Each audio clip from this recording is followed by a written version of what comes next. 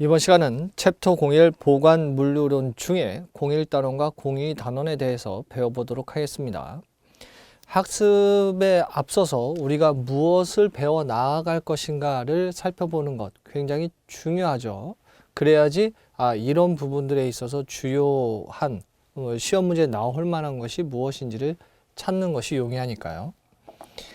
기본적으로 우리가 물적인 흐름의 발생을 살펴보기 위해서 거래라는 것이 우선된다라는 걸 알 수 있죠. 거래는 현재일 수도 있고 미래의 발생 가능성이라는 측면을 다루고 있어요. 거래라는 건 공급하는 사람이 무언가 판매라는 활동을 통해서 누군가에게 제공되어지기 전까지는 자신의 소유죠. 판매되면 그 해당 공급되어지는 제품을 구매한 당사자가 될 거예요. 다시 말해 거래라는 건 소유권이 이전이 된다라고 볼 수가 있게 되는 거예요. 소유권이 이전이 된다는 것은 우리가 법에서 법인격이라고 그러죠. 사람인 자연인도 있지만 경제활동을 하는 법인도 있어요. 다시 말해서 서로 다른 인격적인 측면들을 극복시켜 주는 거예요. 그래서 소유권이 이전이 되게 되면 물적 흐름은 자연스럽게 발생이 되죠. 그래서 우리가 1과목에서 배웠던 거래라는 것에 의해서 소유권이 이전이 되는 것을 근거로 했을 때, 바탕으로 했을 때 파생되어지는 그런 거래 형태다라고 말씀을 드렸어요. 그래서 파생적인 경제 활동적 측면 내에서 물적인 흐름이 발생이 된다 그러면 가장 큰 게 뭐겠어요? 어디서부터 어디까지 가져가야 돼요. 그래서 운송 중요해요. 그리고 그러한 운송 과정 중에 생산과 소비라는 시기가 꼭 일치하는 것은 아니기 때문에 보관 중요하죠. 운송과 보관 이 양 단에 상호 간에 원활하게 조율 혹은 조정해 줄 수 있는 것이 바로 하역이 되는 거예요. 그래서 우리가 일반적으로 어디부터 어디까지 운송하는 것도 있지만 운송해서 내리는 것도 싣고 내린다는 것이 하역이니까 발생을 합니다만 주된 활동이 보관이라는 측면 내에서 발생할 수 있기 때문에 보관 하역론이라는 것을 우리가 배우게 되는 거죠. 그 중에 보관이라는 측면들이 물적인 흐름 내에서 어떠한 위치에 있는가에 대한 일반론적인 내용을 배우는 거예요. 론이라는 것은 A라는 것을 연구를 했는데 A라는 것을 반대의 상황인 B가 있다. 그리고 그 A와 B를 바탕으로 했을 때 C라는 게 있다라는 것을 발전시키는 거죠. 왜냐하면 기업은 영리활동을 하는 것이고 100개를 만들었을 때 100개가 다 팔리는 것이 아니기 때문에 기업이 계획하고 목표한 바대로 확률적인 판매를 감안을 해야 돼요. 그래서 가장 일반화할 수 있는 것을 배우는 거기 때문에 론이라는 단어를 쓴 거예요. 그럼 물류라는 것에 있어서 가장 중요한 기능들을 한번 살펴보자라고 하면 운송과 보관, 트레이드 오프 관계이기도 한데 이 보관이라는 측면들이 중요한 부분을 차지하고 있구나. 그렇다면 물류센터라는 걸 만들 때 어떻게 설계해서 그 중요한 부분들을 충분히 감당하게 할 수 있겠는가를 배우게 되는 거예요. 이때 요 재밌는 단어가 센터죠. 센터, 무언가 중심적인 성격을 갖고 있는 단어야 라고 생각하신다면 그것 또한 맞습니다만 필요한 모든 것이 적절하게 섞여 있는 것에 의미 또한 포함을 하고 있어요. 예를 들어 쇼핑 센터 하면 여러분들 경험상 혹은 이미 알고 있는 내용을 바탕으로 하면 쇼핑, 여가, 식당 이런 모든 것들이 섞여 있어서 센터라는 단어를 쓸 수가 있겠죠. 그러면 물류를 위한 센터라면 물류에 관련된 여러 가지가 있겠구나 생각하시면 돼요. 보관적인 성격도 다룰 수밖에 없겠죠. 그리고 무엇을 다루느냐? 재고라든지 자재적인 측면들을 어떻게 관리해 나아갈 것인가. 그래서 무엇을 목표로 하게 되겠어요? 모든 것의 기본적인 건 뭐냐면 우리가 경영이라는 것이고 경영이라는 것은 핵심적인 거에 집중을 하고 비핵심은 분야는 아웃소싱의 개념, 뭐 물류의 장기적인 측면에서는 뭐 제3자 물류, 제4자 물류를 의미하게 되는 거죠. 우리의 택배 보내듯 말이죠. 이러한 측면 내에서 왜 이렇게 나뉘어질 수밖에 없는가라는 전제적인 상황들이 여러 개 있습니다만, 원부자재를 저렴하게, 인력에 대한 비용들도 저렴하게 소비할 수 있는 건 누구나 알고 있다. 그렇다면 비용이 발생할 수밖에 없는 것을 잘 관리함으로써 비용을 줄이는 것이 이익을 올리는 것과 같은 효과가 있다라는 것 때문에 중요하게 생각하는 것이 비용을 관리하는 것이 되겠죠. 그래서 재고와 자재라는 것도 어떻게 적절하게 관리할 것인가를 배우게 되는 것이고요.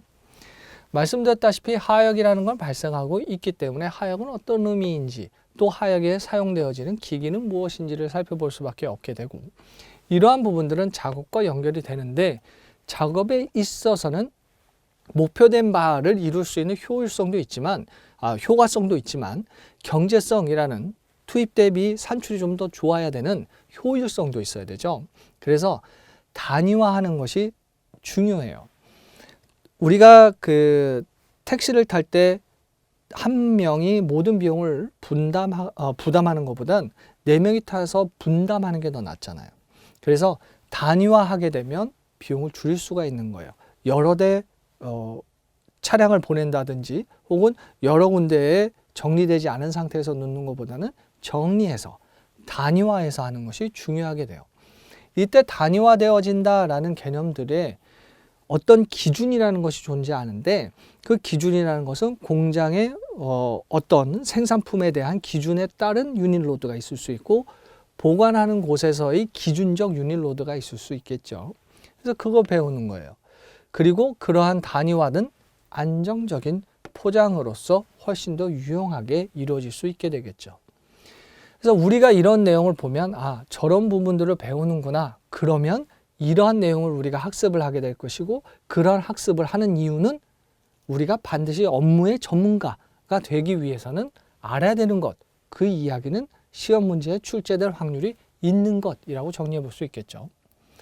따라서 보관 물류론의 첫 시간이 바로 보관이라는 것은 어떤 역할과 기능을 가지고 있는가요? 기능이 있으니 역할 수행하겠죠. 그리고 그러한 보관을 위해서 창고라는 것은 어떻게 운영될 수 있는지 일반적인 내용 살펴보자는 거예요. 그래서 01 보관의 역할과 기능을 보면, 첫 번째 괄호 개념과 역할 중 동그라미 1번 보관 보면 물품의 생산과 소비의 시간적 거리를 조정이라고 되어 있는데, 일반적으로 가을에 수확을 하는 농산물이 있다. 그럼 그 가을에 다 소비하는 것은 아니기 때문에 다른 계절들에 또한 다른 분기에서도 소비될 수 있도록 누군가는 가지고 있어야 되겠죠. 보관이에요. 그래서 보관을 하게 되면 시간적 효용을 창출할 수 있게 되겠죠.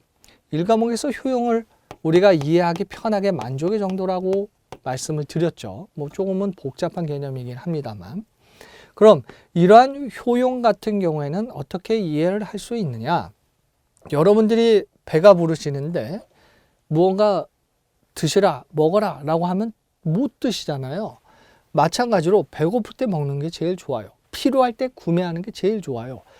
보관은 바로 그런 의미에서 만족의 정도가 시간적인 차이를 극복시켜 줄 수 있게 된다는 거죠. 그걸 거리라고 표현한 거예요. 그리고 적시에 원료 및 부품을 공급, 생산을 원활하게 할 수 있을 뿐만 아니라 수요에 적합하게 적시에 출하해서 판매 효과를 높이는 기능을 수행할 수 있게 돼요. 여기서 아주 재미있는 단어들이 나오죠. 적시라는 건 필요한 그 시점에 딱 맞춰라는 것을 지향하는 표현이에요. 그래야지만이 비핵심 분야, 우리가 비용을 줄일 수 있는 부분들을 관리해 나아갈 수 있게 되니까요. 그래서 이 단어 자체가 가지고 있는 건 시스템적인 의미에서도 상당히 중요해요. 예를 들어서 저렴한 품목들은 모아야지 운송이라든지 보관비를 충분히 감당할 수 있는 수준이 되겠죠. 비싼 건 하나라도 보내더라도 충분히 그러한 비용을 감당할 수 있을 거예요. 그러한 부분들에서의 적시를 어떻게 바라볼 것인가 또한 중요한 기준이기도 해요. 그래서 이제 보관의 개념이 그렇고요. 두 번째 동그라미, 기업의 보관 시설을 사용하는 목적은 수송비와 생산비를 줄일 수 있고 공급과 수요의 균형도 이룰 수 있도록 노력할 수 있죠. 또한 생산 과정과 판매 활동을 지원할 수 있다는 거예요. 보관하면 당연히 가능하겠죠. 보관을 하면은 이제 생산이라는 부분들에 있어서 과도한 생산, 뭐 계속되어지는 생산들보다는 안정적인 생산을 계획할 수 있을 거예요. 기업은 경영을 하면 들어오는 자금도 있지만 나가는 자금이 있어요. 들어오고 나가는 것이 한 시점에 이루어지는 것이 아니라 빈번하게 발생될 수 있겠죠. 그렇게 되면 우리가 통제 가능한, 관리 가능한 범위에 있으면 상관은 없습니다만 급격히 들어왔다, 급격히 나가게 되면 기업은 안정적이지 못하다라는 평가를 받게 돼요. 그렇기 때문에 예산이라는 계획을 세우고 그에 맞춰서 안정적인 운영을 하기 위한 노력을 기울이죠. 그래서 적절한 인력 보강도 하는 것이고 그에 따른 시설도 갖추게 되는 거예요. 세 번째 동그라미, 재화를 물리적으로 저장, 관리해서 주문에 따라 피킹, 분류, 건품, 출고, 배송 작업을 수행하게 돼요. 이 중에 이제 뭐 피킹 같은 경우에 이제 처음 단어를 접하신 분들도 계실 텐데요. 집는 거죠. 근데 그냥 집는 게 아니라 내 임의로 집는 게 아니라 보관하고 있는 곳에서 들고 오는 게 아니라 주문에 따른 거예요. 그래서 피킹도 오더, 주문에 따른이라고 해서 오더 피킹이라는 단어를 쓰죠. 그 다음 두 번째 괄호는 보관의 기능이에요. 동그라미 1번, 고객 서비스의 최전선 기능을 하게 되죠. 왜 서비스의 최전선이냐라고 하게 되면 필요한데요. 여기 있습니다. 할 수 있는 가장 최전방의 역할을 수행할 수 있으니까요.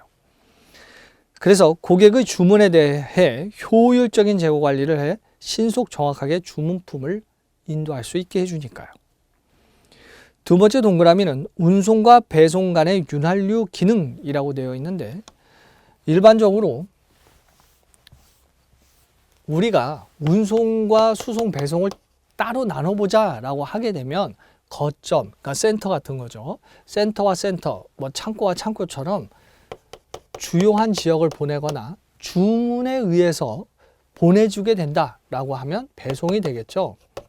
그래서 이 둘을 이렇게 이해하는 경우도 있고요.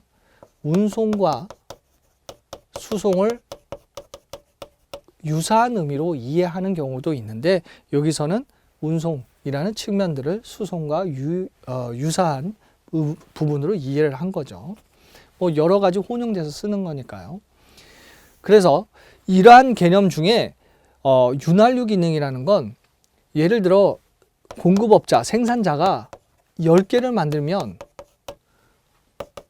경제력을 갖춘 소비 집단, 그러니까 수요가 10개를 한 번에 소비하는 건 아니죠. 뭐 예를 들어 고객 한 분이다. 그러면 뭐 한 개만 필요할 수 있으니까요. 그럼 어떠한 창고 내에서 각각의 수요에 맞춰서 나눠줘야 될 거예요. 즉 생산자는 생산을 충분히 계획적으로 함으로써 경영의 안정을 가져오고 소비자들은 자신들의 필요에 따라 구매할 수 있는 것으로서 구매하기 때문에 운송과 배송 간의 윤활유 기능이라고 표현하는 거죠. 또한 세 번째 동그라미 생산과 판매 간의 조정 또는 완충 기능인데 말씀드렸다시피 시간적인 의미를 갖고 있는 거죠. 그 다음 네 번째 동그라미 유통 가공 기능이라고 해서 검사를 하거나 모으고 흩어진다는 의미를 가지고 있는 집산, 분류, 검사 장소 등의 기능도 당연히 수행하게 되겠죠. 중요 기출을 살펴보면 보관 기능에 관한 설명으로 옳지 않은 것은 고객 서비스 측면에서 고객 물품 필요시 신속히 공급할 수 있고요. 구매 생산 측면에서 조달된 원 부자재를 생산 계획에 따라 공급 조정을 할 수가 있죠. 보관하니까요. 생산과 판매 측면에서 물품을 판매 시점에 따라 완충 공급할 수 있죠. 뭐 앞에서 이미 우리가 살펴본 거예요. 그리고 5번에 보시면 유통가공 측면에서 상품을 가공함으로써 부가가치를 증대하고 고객 요구에 신속히 응대할 수 있을 거예요. 하지만 4번 동그라미 보시면 상품의 담보 기능을 제공한다라고 되어 있는데 보관의 주된 역할을 하는 것은 아니에요. 보관은 보관의 목적을 갖고 있기 때문에. 그래서 4번이 옳지 않은 거예요. 세 번째 괄호는 보관의 원칙이에요. 우리가 교통신호등 필요한 이유를 이미 알고 있죠. 그래서 보관, 기준이 돼 주어야 되는 원칙이 동그라미 1번 통로 대면 보관의 원칙이에요. 보관을 이렇게 했어요. 그럼 물건을 꺼내고 다시 정리하고 이거 편해야 되죠. 그럼 서로 마주보게 하면 보관했다가 뭐 뺐다가 이게 유용해요. 그러니까 통로 대면의 보관의 원칙이에요.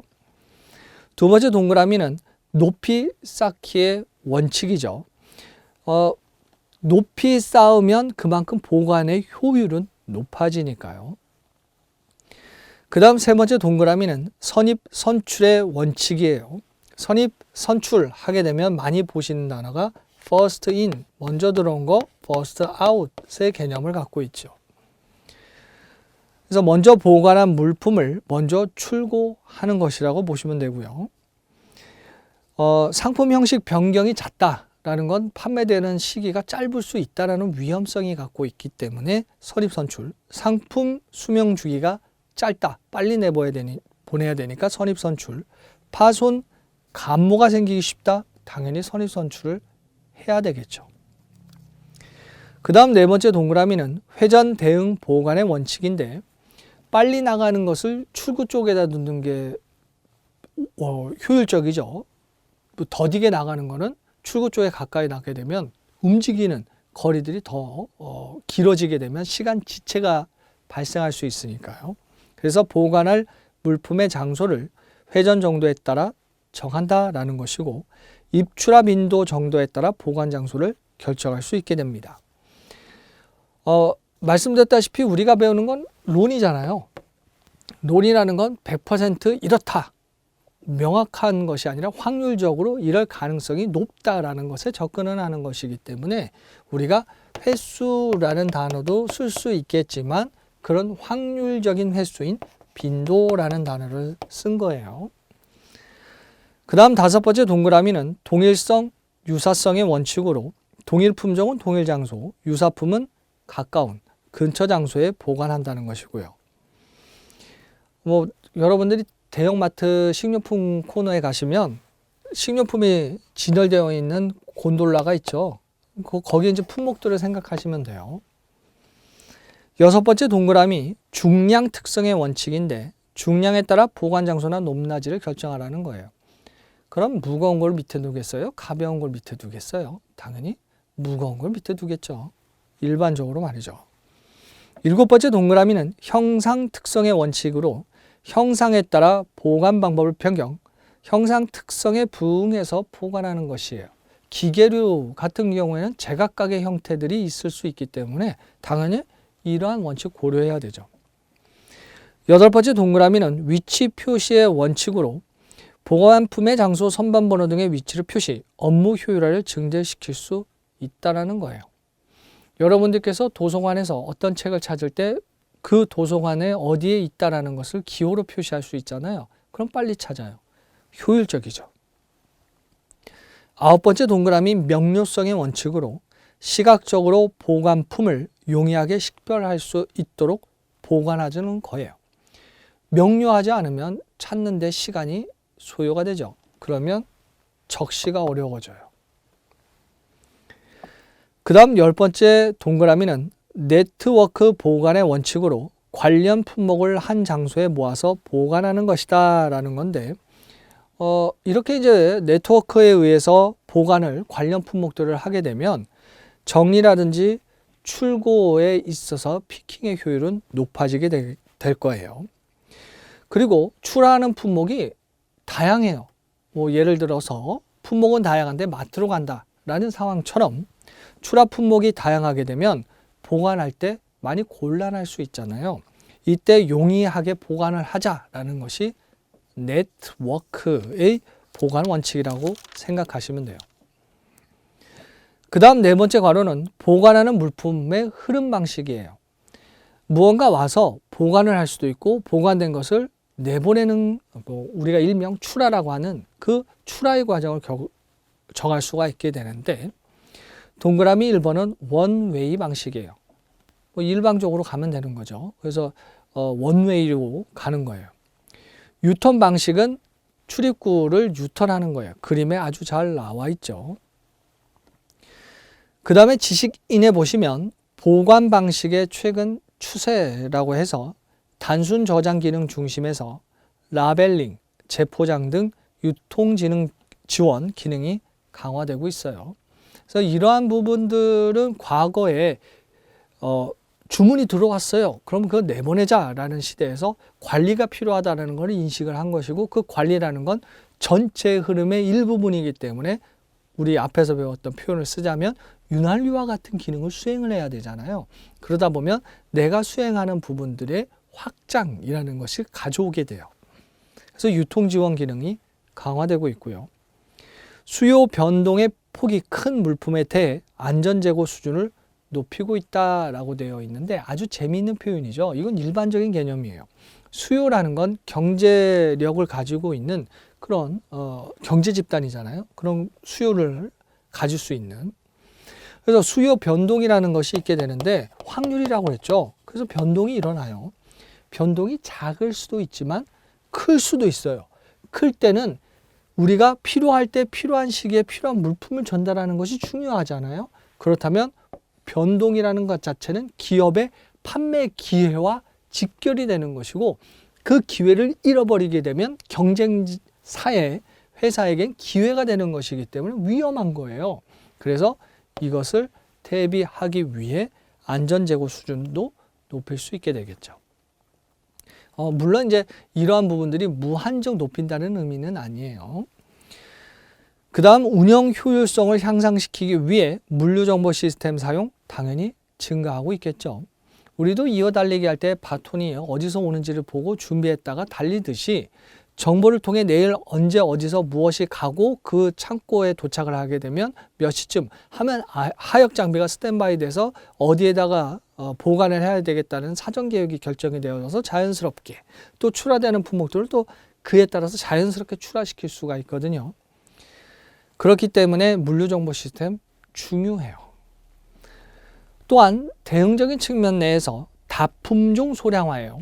가끔 소품종 대량화라는 표현들을 써서 틀리는 경우가 있는데 어떤 문장에 어떤 상황에 쓰였는지를 잘 보셔야 돼요.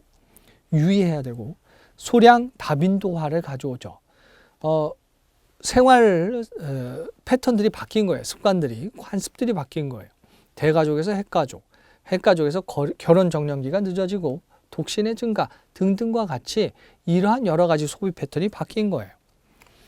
그리고 리드 타임 줄여야 되겠죠. 리드 타임이라는 건 아주 재미있는 단어예요. 무언가 어디서부터 어디까지 소요되는 시간들을 이야기하는 건데 소비자가 주문했어요. 생산에서부터 소비까지라면 그 자체가 리드 타임이에요. 생산 리드 타임은 원부자들 들어와서 생산하는 소요 시간이 됐고 창고 입장에서 소비자가 주문하면 창고에서 소비자까지 이거 또한 리드 타임이 되겠죠. 소요 시간 단축이라는 얘기예요. 이때 시장 환경 변화가 이러한 상황에 의해서 발생이 되는데 신속하게 대응하는 것 중요하겠죠. 그래서 이러한 개념들이 일반적인 보관과 관련된 기저가 되는 거예요. 그리고 공의 보관 창고를 보겠습니다. 첫 번째 괄호가 창고의 일반적 개념인데요. 창고의 역할을 보면 주된 역할은 당연히 보관이죠. 보관이라는 건 단순히 가지고 있다라는 것이 아니에요. 안전하게 잘 가지고 있다는 것을 전제하는 것이죠. 신성식품인데 그냥 일반 화물처럼 보관하겠다. 그럼 안전하지 않은 상태가 되겠죠. 말씀드렸다시피 변동도 안전하지 않을 수 있다는 전제예요. 안전하지 않다는 건 경영에 있어서 우리가 핵심 분야에 집중하는 거에 위협이 돼요. 그 위협이라는 것은 곧 위험이 되는데 일반적인 보험상의 위험, 뭐 자연적인 위험, 데인저도 있지만 손실 위험이라는 것인 리스크가 있단 말이에요. 기업이 팔 수 있는 기회 잃어버리면 위험한 거니까요. 손실 위험이니까요. 왜? 경쟁사에 자신의 기회를 잃어버리게 되는 거예요.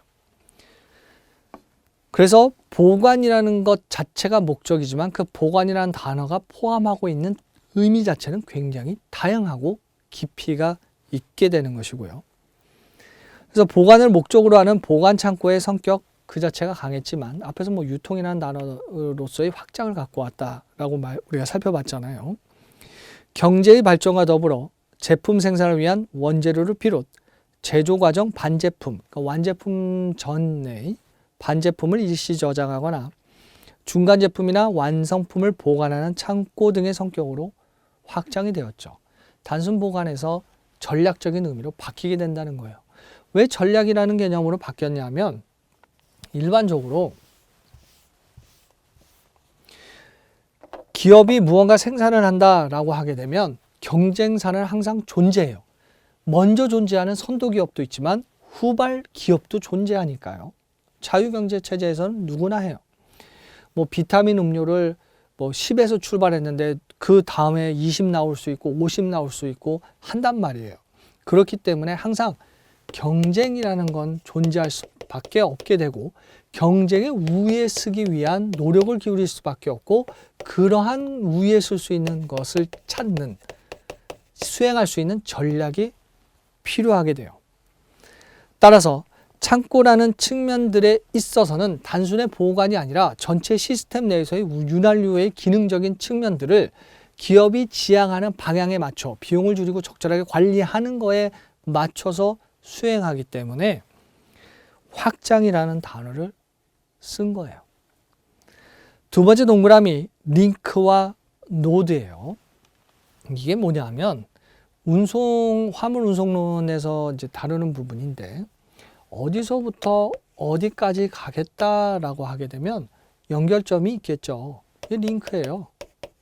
그리고 어디와 어디 노드가 되겠죠. 뭐 물류센터가 얘가 될 수 있고요. 뭐 창고면 창고가 되겠죠.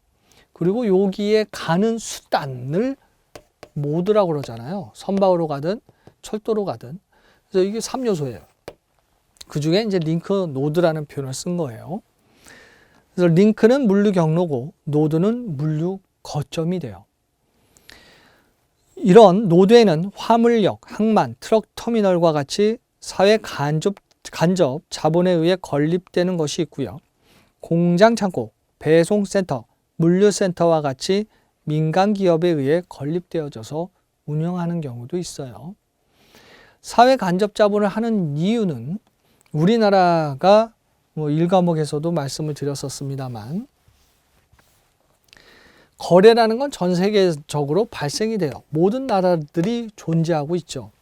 그 거래에 있어서 제각각 가는 것보다 어떤 특정한 장소에 거래를 하는 것이 횟수를 줄일 수 있다라고 말씀을 드렸죠. 전체적으로 가게 되면 이렇게도 가야 되고 저렇게도 가야 되고 하면 길이도 길어지고 시간도 길어져요. 그래서 한 곳에 모였다가 분류를 하고 해당 지역마다 보내주면 되니까요. 그럼 전체 경로가 줄어들게 되고 시간도 효율적으로 바뀌게 돼요. 바로 이러한 것이 우리나라가 되었으면 좋겠다는 거예요. 우리가 도심지에 갔을 때 주차하면 주차비 내요. 그렇다면 우리나라에 선박이 온다면 그에 관련된 여러 가지 부가적인 측면들이 발생이 되겠죠. 부가가치가 발생이 돼요. 그렇기 때문에 물류 거점으로서의 역할을 하기 위한 투자를 사회 간접 자본으로 하게 되는 것이고 전문 인력을 양성하기 위해 우리가 이 과정을 배우는 이유이기도 해요. 그래서 사회 간접 자본, 민간 기업 모두 다 노력하고 있구나를 알 수가 있죠. 그리고 일반적으로 창고는 건축물, 공작물을 말하고요.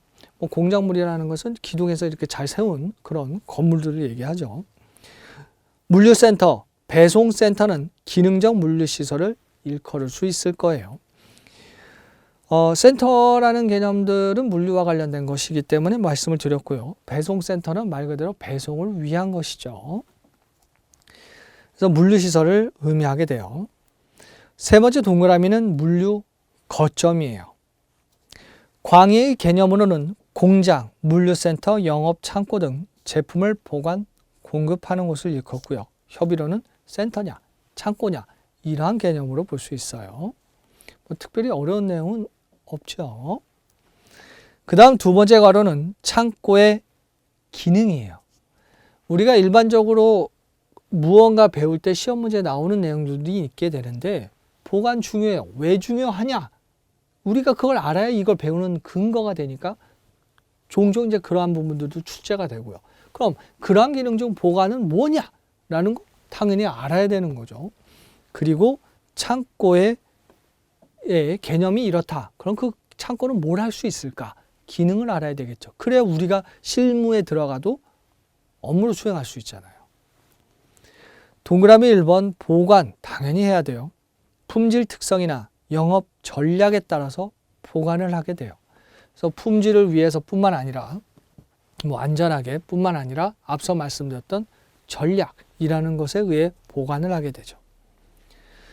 그 다음 수요를 위해 판매를 위해 재고라는 거는 발생할 수밖에 없게 되는데 재고 관리 기능도 가지고 있어요. 그래서 불필요한 재고를 줄이고 품절은 막겠다는 거예요. 무엇으로 가능할까요?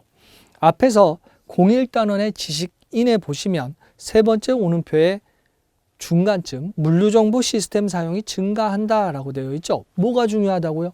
정보가 중요해요. 소비자가 뭘 원합니다. 경쟁사보다 빠르게 그에 맞춰서 공급하면 경쟁의 우위를 쓸 수가 있어요. 전략적으로 정보를 사용할 수 있죠. 우린 그러한 시대예요. 그리고 정보가 축적이 되면 우리가 지식이라고 부르죠.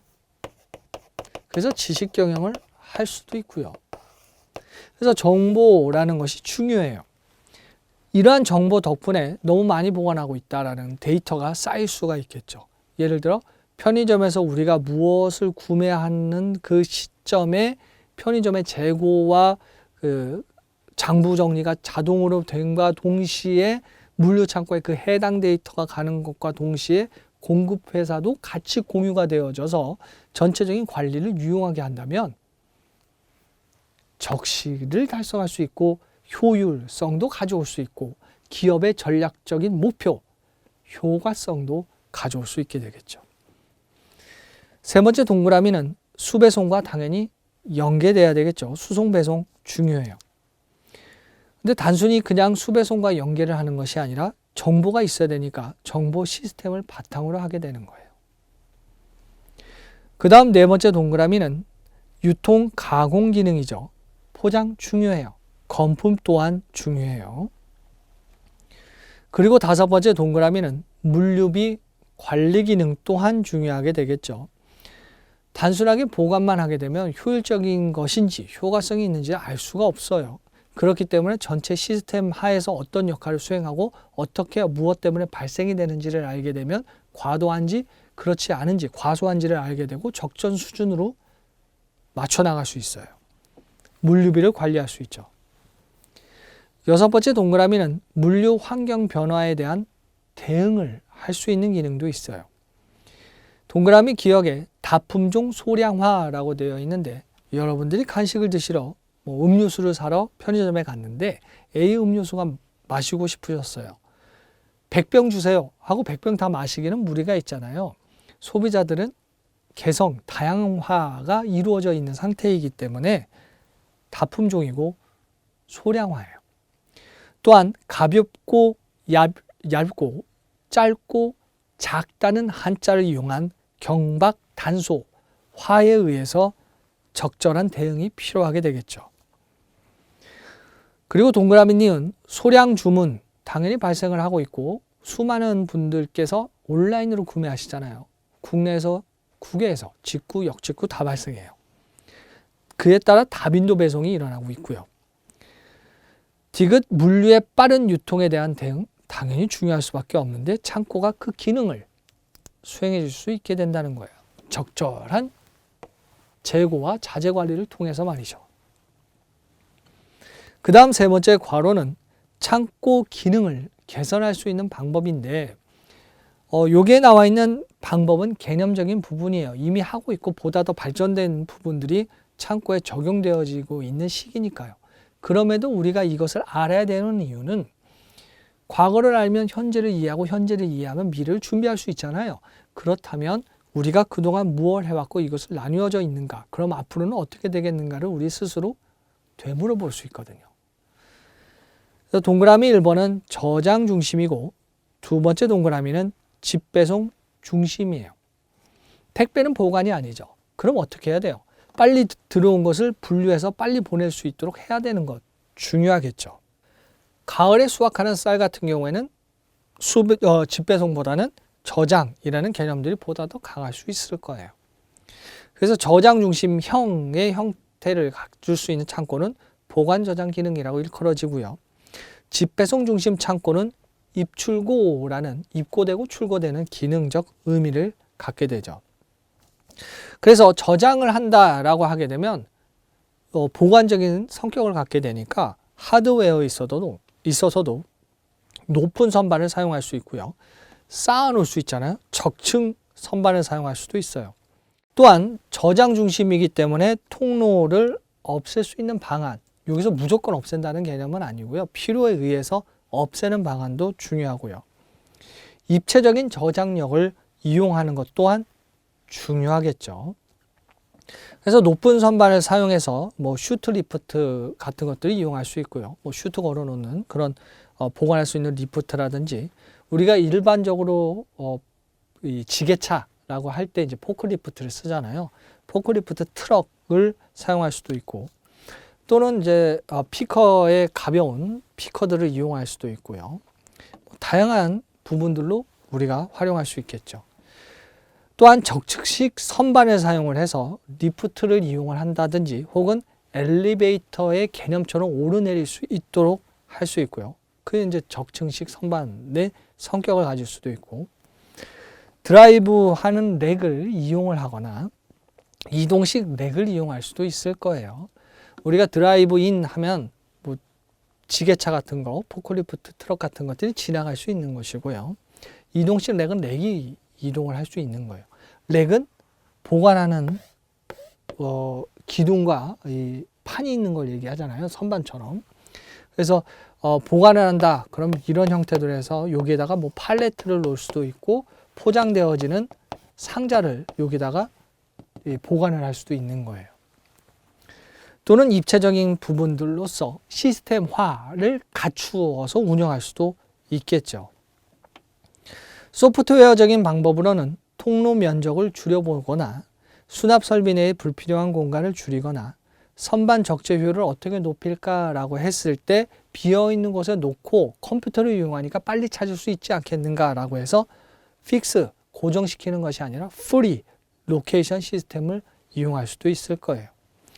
하드웨어와 소프트웨어를 구분하는 기준이 있죠. 그 중에 쉽게 우리가 직접 이렇게 터치할 수 있는가 혹은 개념적인 측면들이 성격이 강한가로 나누어 본다면 하드웨어는 선반, 리프트를 이용할 수 있는 적층 선반 이러한 형태들을 이용할 수 있는 것이고요.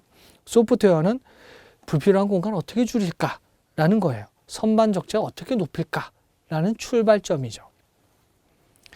두 번째 동그라미는 집배송 중심 창고의 입출고 기능이에요.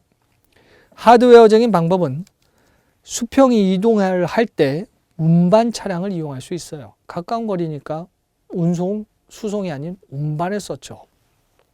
손수레를 이용할 수도 있고 돌리를 이용할 수 있어요. 대표적인 돌리가 이렇게 차량에 보면 이렇게 붙어서 이렇게 가는 친구들 있죠.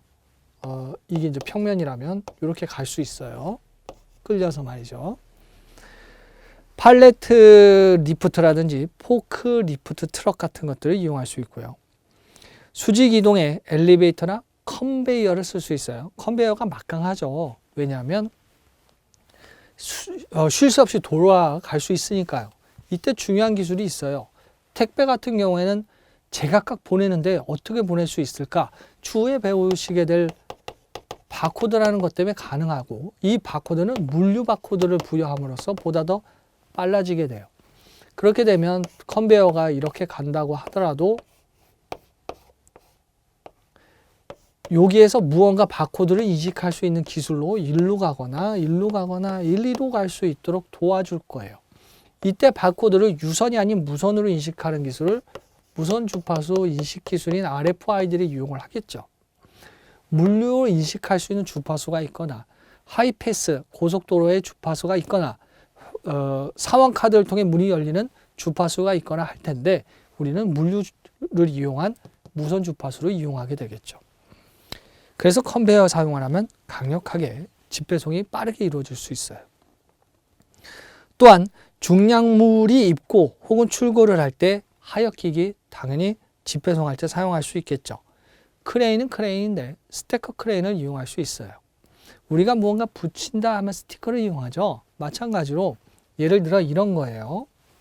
다양한 디자인의 다양한 제품들이 있겠습니다만 이렇게 되어서 여기서 이제 딱 잡아주는 거죠. 화물을. 그래서 들었다가 내릴 수 있는 형태를 가져올 수 있어요. 간접 설비로서는 창고 바닥의 높이와 도크의 형태 같은 것들도 고려해야 되겠죠. 도크라는 건 화물 차량이 왔어요. 택배를 모아 왔어요. 그럼 집이죠. 모을 집자를 써서 왔는데 이 배송되어지는 컨베이어에서 분류가 솔팅이 빠르게 이루어지게 될 텐데 빠르게 이루어지려면 이 도크가 일치하는 도크가 높이가 맞아야 돼요. 그렇게 되면 빠르게 갈 수 있으니까요. 조금이라도 틀리면 지체가 돼요. 적시가 아니라는 거죠. 그래서 일치시키거나 우리는 일반적으로 1톤 트럭이 와. 그러면 1톤 트럭의 높이가 있으니까 도크 높이는 이 정도라고 할 수 있거나 혹은 도크 높이를 자동으로 조정을 할 수 있는 도크 레벨러를 설치하거나 해서 일치시키는 것 중요하겠죠. 소프트웨어적인 방법은 보관품의 손쉬운 검색을 위해서 체계적인 로케이션 관리해야 되겠죠. 집배송 중심이니까요. 유닛 로드 시스템으로 물품의 활성도를 높이는 것 또한 중요해요. 보낼 때 중복 배송 최대예요, 최소예요. 보냈는데 아차 이거 안 보냈네 가 라고 하면 이미 비용은 2배가 되잖아요. 일반적으로 이제 운전하시는 분들 비용을 준다면 두 분이 가실 테니까 서로 다르니까요. 비용이 늘어나요. 그래서 중복 배송은 최소해야 돼요. 택시를 혼자 타는 게 아니라 4명이 타서 보내는 게 효율적이니까요. 단위화하는 것 중요한 거죠. 또한 창고 내에서 입출고, 반품 처리 등의 작업 시간대가 중복되지 않도록 하는 것 또한 중요하겠죠. 작업의 지체가 발생되면 안 되고 여러 가지를 동시에 처리하면 더할 나위 없이 좋겠습니다만 그것이 불가하다면 중복되지 않도록 하는 것 중요해요. 또한 물품의 이동 라인이라는 것을 어떻게 할까? 최대한 줄여야 되죠. 단축해서 낭비를 없애는 거예요. 그래서 통로라는 건 수직적인 성격을 많이 가질 수밖에 없게 되고요. 이것이 집배송 중심 창고의 하드 소프트웨어적인 방법이라고 보시면 됩니다. 이렇게 해서 공이단원에 대한 내용을 배워보았어요. 그래서 전체적인 내용이 무엇이고 우리가 무엇을 배우는지 또 그러한 부분들에 있어서의 창고는 어떤 역할을 하는지를 모두 한번 살펴보았어요. 복습 부탁드리고요. 강의 수강하시느라 수고 많으셨습니다.